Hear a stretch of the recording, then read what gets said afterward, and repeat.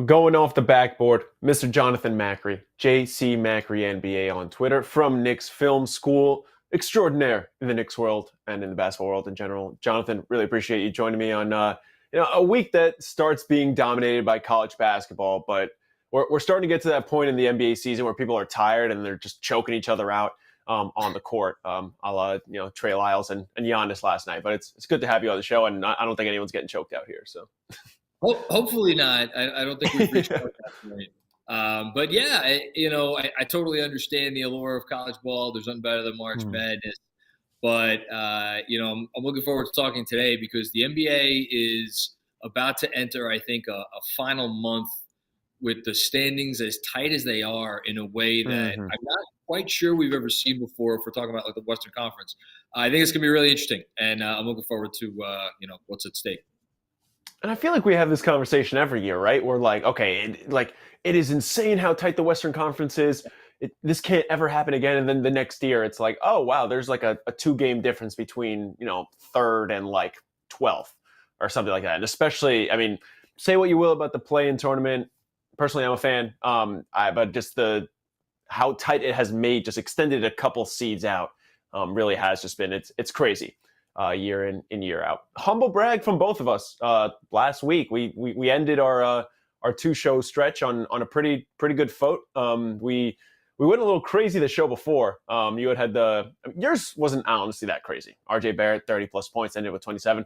Mine was a little ambitious to say the least. But we came back down to earth, and we actually made some semblance of normal bets, and they both hit. So we had 2 of those days. We got 2 more coming today for winning picks.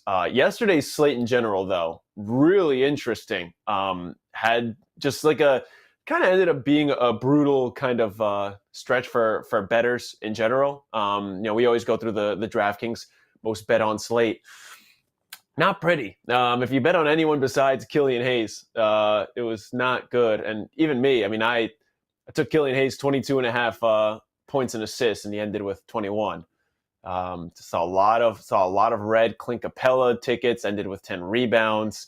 We were all over the Isaiah Livers ladder yesterday. I think he went over 5. I bet on Jason Tatum, went like 2 for 10. Like we'll talk about the Celtics in a bit. But yeah, this screen is not too pretty for the public here. All I see is that the love that I've been showing the Pistons on this show for the better part of a month. Those chickens are coming home to roost, baby. I'm telling you, watch out for those feisty Pistons. They care not for your tanking expectations. So yeah, Killian Hayes, take all the overs you want from here on in. Yeah, I feel like we've the show kind of attaches itself to a really bad team that we kind of back. It was the Magic before. They've kind of fallen back down to earth recently. Now it's the Pistons, who, again, the fighting Pistons. We're just going to attach fighting to whatever team just doesn't lose by 40. Let's put up the scoreboard from last night, though, because again, we had some interesting final scores. The only one listed here is Miami's squeaking win. I think a 4-point win against Utah. You mentioned it; those Pistons, man, like they will not go down. In terms of ugly lineups, like that Pacers lineup. Again, Pistons will play with a skeleton squad again tonight. The Pacers had nobody. No Halliburton. I think Hield ended up playing. Didn't have Miles Turner either. Was that one of the ugliest lineups you've ever seen, like combined from those two teams? That was pretty rough. It was, but I mean, again, certain teams I think are throwing the tanking expectations out the window, and other teams, bettors are really going to have to pay a little bit closer attention. Like, there's this mindset that, the Pacers and the Thunder and the Jazz, and maybe to a lesser extent the Thunder, like, no, they're continuing to fight. That that's not how those organizations go about their business. Keep a close eye down the stretch, because I don't know that Vegas is always going to be on point when it comes to reflecting, just how bad the skeleton crews for some of the, and these are smart organizations. Like, they know the value of going from 10th to 7th or 9th to 6th in the lottery.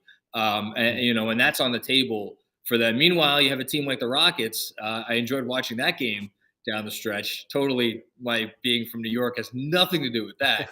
But there's other teams that have been, kind of the flip side.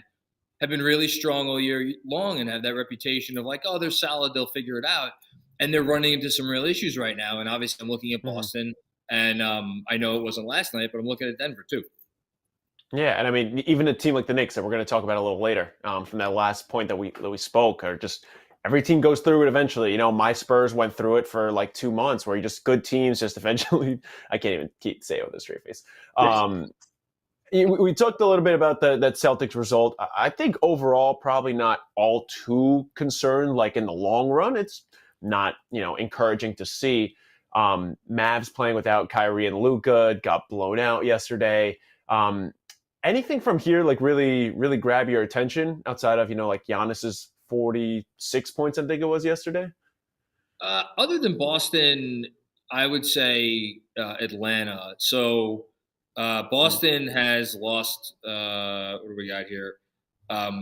They obviously they lost last night in Houston. Then the previous game they beat Atlanta, and the game before that they beat Portland. But before that they had lost three in a row. Portland and Atlanta, two teams that are really struggling. So like that may have to do with why Boston won that game. But the Hawks, I just don't know how you're supposed to take them seriously at this point with some of the results that we've been seeing from them late. Like that game was, it ended up being a 21-point final margin of victory. I don't even know if it was that close. I mean, they were It was. non-competitive for the majority of that game, which is just like, Yeah. that's a team that's supposed to be fighting for home court in the play-in, and they're just not there. Yeah, no, it was not as close as a 21-point game. Like it was 30 plus, like I think midway through the second quarter on. But anyway, that's enough for Monday. Let's take it to Tuesday here. Before we do get to the pulse of the public though, and tell you about where you can make the most money, where all the money is going, do want to remind you we have a March Madness bracket challenge. I've said that enough times this week. You think I would get it down? March Madness bracket challenge. Your chance to win a share of up to $1,000 in prizes. First place gets $500, and then there are tons of other prizes. If you come in the top 5, or even if you finish in the top 10, you have a chance at those prizes. It's free to join. The link to join is in our description on YouTube. If you're watching us on Twitter, it's our pinned tweet as well. It's all over our Twitter page. Again, it is free to join, and it's your chance to win up to $1,000 in prizes just for filling out this free-to-play bracket challenge here from OddsChecker. All right, let's get to the action for tonight. Some interesting games to get to. Not really any, battle of big tankers today. Just have some interesting games though. A lot of short spreads, and then we have a couple of big numbers. Aren't on your screen. We'll get to a little later. Haven't seen too much movement here on the screen. I believe OKC started at -1 and moved to -1.5. So not too much movement here on the screen, but some big numbers in terms of where the money is. Let's go through these. What's grabbing your attention? The Denver one, and I don't know how it doesn't grab everybody's attention. I mean, look, I know what's been going on with the Nuggets. Again, no offense to you, but a loss to the San Antonio Spurs at this And at like this by juncture, 9, like it's at, the, at, not this, at good. this at this juncture is concerning, and it was Mhm. sandwiched by losses to the Bulls, and then a game in Denver against the Brooklyn Nets, where I watched the end of that game. Like Denver wanted that one. They had, I mean, Mhm. they put all their guys back out there. Midway through the fourth quarter, they almost made a comeback. They weren't able to get it done. I get something is maybe not off with that team, but maybe there's a little bit of a malaise. They know they're going to get the 1 seed. I totally get all of that. +1 versus Toronto, a team that has had all of their own sorts of issues this year, closing close games and certainly winning close games. I'm not. I mean, 73%. I'm not surprised at all, and honestly, I don't blame any of those bets.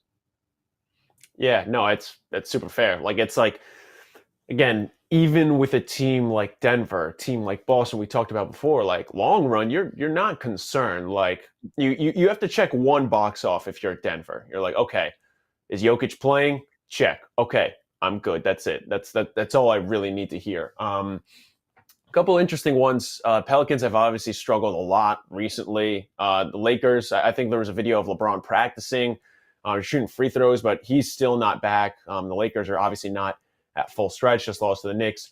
A couple days ago. Milwaukee -1.5 against Phoenix. As a Phoenix team that came back yesterday and made it interesting against the Warriors, did still lose. And Milwaukee, I at least haven't heard anything in terms of suspension for Brook Lopez. Like, I think he's good to go for tonight. -1.5 against Phoenix. This is a much better Bucks team. They're both coming off of back-to-backs. Like, I guess maybe Giannis is tired. I don't see why, not everyone is on top of Milwaukee Nets, even with 75% of the money coming in on them. Yeah, no, I like that one. You make some really great points on that. Obviously, the Bucks have been playing very good basketball the whole season, but especially the last month and a half. I do want to go back to that Lakers Pelicans line for a second because feel like that line being that close may be a bit of a product of the Pels going up by I think they were up by 38 at one point on Portland in their last game, and they ended up kind of coasting. But talk about, again, teams that are just not in a great place right now. The Blazers, and Dame didn't play in that game. So, and meanwhile, the Lakers, again, I know they're coming off a loss to my Knicks, but that's a tough team. They know they have a very, very good plan in place and how they want to execute possessions on both ends of the court right now. Davis is playing at an elite level. I think the D-Lo fit has been very good. So that's, again, I'm always hesitant to jump on the Lakers because, there's some what's baked into any of their lines. There's Lakers fans all over the world, and Vegas takes advantage of that. I get all that, but -1, I like that one. Yeah. One more to get to, not on the screen right now. It's the Fighting Pistons. +13 against Washington. So Washington getting 56% of the handle. So again, that's the amount of money. Only 32% of the bets, though. So that's the percentage of bets, the actual amount of bets coming in. It just played last week. Like, the Pistons covered easily against them. I think it was like 9.5, and they lost by like 5. Like, 13 is too much. And I get it. Like, Pistons are coming off a back-to-back. Like, they have a skeleton squad. Like, and I'm talking like no Bojan, no Jay Nivey, like you get to a point where it's like, oh man, we don't even have Hamidou Diallo, right? Like, there's no one playing, but like 13, like we gotta stop acting like the Wizards are like a good team, right? I wish I had one of those like giant novelty locks that like when back in the day when like, the betting experts would go on TV on Sunday morning and put it around my neck. Like they're 13 points. I don't even care who it is. It's about that they're playing the Wizards, and with all due respect to Washington, they're a feisty team, but I just don't know how you trust them to that degree after what we've seen this year. So, I like Pistons there. Okay, so incoming 20-point Wizards win tonight. Good to know.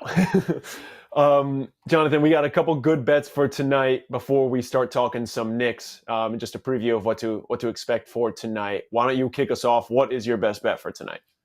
Yeah, I'm pretty excited about this one because, again, this is going to throw it back to what I said a minute ago about Denver, and maybe we're getting a little bit too nervous. So my best bet is for Nikola Jokic to do something that he seemingly just does by getting up out of bed in the morning, and that's get a double-double.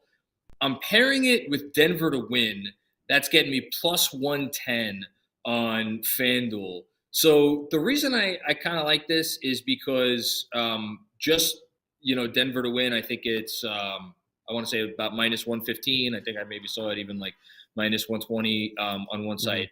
So you're getting this nice little bump, and all you have to do is pair it with a Nikola Jokic double-double, which it's the safest double-double in the NBA.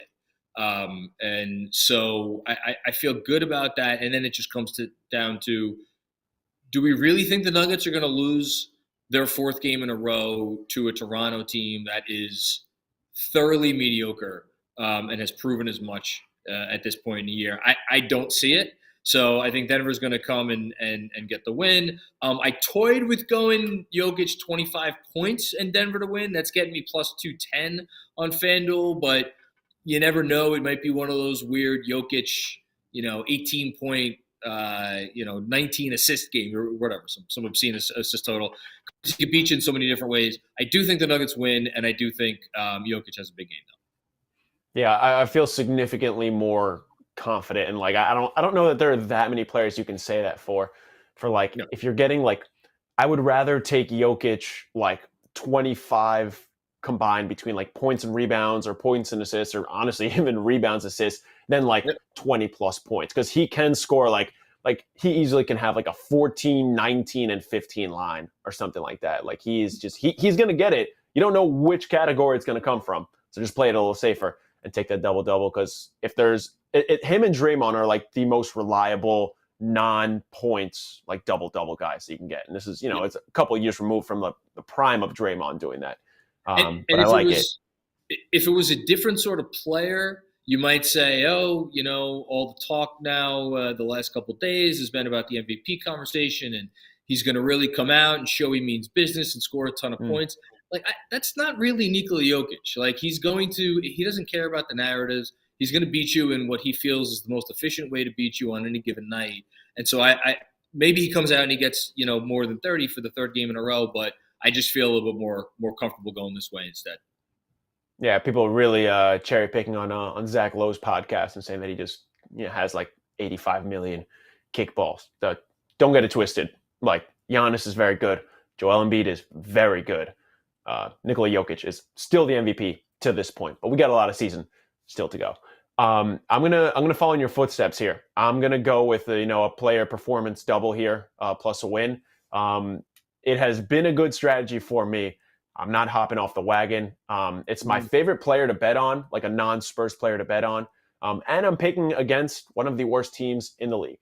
So I'm going Wendell Carter Jr. over 9.5 rebounds and a Magic win against my Spurs. Yes, that does pain me to say, but it's one step closer to Victor Wembanyama or Scoot Henderson, who they just shut down. This gets me at plus 189, so it's a little riskier. You can bring it down a little bit if you want and just bump it down to, over 8.5 rebounds or something like that if you want to take an alt line. But either way, like he missed a couple games, did Wendell Carter Jr., but he has hit this in 5 of his last 6. I think he's at like a 45% hit rate in general. This line is just a little lower. And again, 9.5 is still a good amount of rebounds, but the line's a little lower because he did miss some time and has only hit this at like 50% over his last couple of games. Last time these two teams played, they only played once before. Jakob Poeltl was there. Bol was there. Like, there are just a lot of names that can take away rebounds. I think he ended up with like 4. But this is Mr. Reliable for me. I really like this line. Again, the Spurs are not good at rebounding the ball. They're not good at protecting the rim. And I like the fact that, although I do think the Magic win, I think they probably cover tonight. I'd probably take this up to like 5.5 or 6. It's still going to be a close game. Like, I'm not expecting the Magic to lead by more than like 16, 17 for a majority of this game, if ever. The Magic are still not a very good team. We need to keep that in mind. So I really like Wendell Carter Jr. over 9.5 rebounds and the Magic to get a win. We have 2 player performance doubles for you, or doubles to hit for you today. He's got 1. I've got 1 as well. His player just slightly more reliable. Let's get to some Knicks corner though. Big game for the Knicks tonight. Beat the Lakers the other day. Still kind of feel like they're in a get right spot here. Just get things back on track with just how tight the middle of the East are. 2.5 point favorites on the road against Portland. Late night edition. Tell me what you're feeling about this game. A couple keys, and it's if any of it is just like try to restrain Damian Lillard in any way possible. I was about to say, no one's going to want to hear this. This is, as we are recording this at just before 4 o'clock on Tuesday afternoon, Eastern Standard Time. This is a stay away until we know what is going on with Damian Lillard. And some people may look at this and be like, okay, the time to jump is now if you feel like Lillard is not going to play. I would not personally want to be, making my wagers without that fairly significant piece of information, to say nothing of Jeremy Grant, who went off for, I forget if it was 50 or just under 50 the last time he played the Knicks. Jalen Brunson's out. We know that. He's technically listed as doubtful, but we know he's not going to play. So there's a, decent chance that the Knicks are not going to have the best player on the floor tonight, and they are still on the road against a team that, well, they have not been playing well of late, for sure, as we just talked about a moment ago. This is still a team that's fighting. So in terms of keys to the game, I think as long as the Knicks come out and I mean, I said it last time. It's about making shots, and they beat the Lakers kind of, even though they didn't hit very many shots, but they played their game. They continue to since Brunson's been out, get their offensive rebounds, get to the free throw line, not turn the ball over. I think if they do those things, ultimately, that's why of all the bets that are available here, Knicks money line is probably the one that I would feel most comfortable with. But again, just going back very briefly to that Brunson thing, especially with him out, they have a way of making games come down to the very end. And so, like the Lakers game, they had a 10-point lead with, I think it was a little under 5 minutes to go. And that ended up coming down to free throws at the very end. They ended up winning only by 4. So even if you feel like the Knicks are going to come out and put forth a good effort and have a nice lead in the fourth quarter, you can count on the Blazers making it a closer game than it has any right to be. Again, specifically because Jalen Brunson's not going to be on the floor. So I'd be leery of 2.5 even. Yeah, and you see that split. I think the split, people have more faith in that money line at minus 135, 70% of the bets, 85% of the handle. Just real quick question before I let you go. If Damian Lillard is playing tonight, and obviously I think it's pretty clear that there's no Jalen Brunson tonight, what number do you take the Knicks at? Like if the Blazers are at minus 2.5, are you taking the Knicks, or you think you need to see a little more? That's a great question. But here's the thing about the Knicks. They're going to come right down to the wire. Almost regardless of who is on the court for either team. 2.5, I don't know if I love that. 3.5, I would jump all over.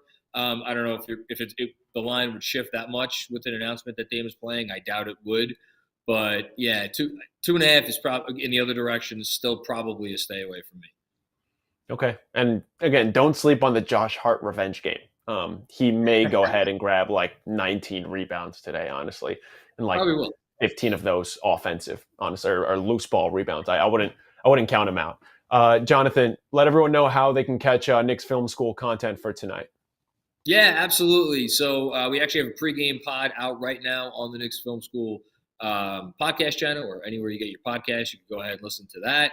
And then we'll have a post game with me tonight on the Knicks Film School YouTube channel. Just go ahead to YouTube, type in Knicks Film School, and I will be going live right after the game, and then, of course, recapping it for the Knicks Film School newsletter on Substack tomorrow.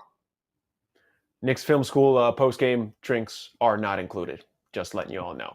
He's Jonathan Macri, JC Macri NBA, as you can see him on Twitter. Again, Knicks Film School, everywhere you get the content, YouTube, Twitter, subscribe to the newsletter as well. We're going to be taking a quick break next week. No episode next week. Give March Madness a little bit of breathing room, but we will be back after that. Jonathan, next time we talk, I'm expecting to see 2 green boxes around our bets, but till then, let's cash those. Counting on it.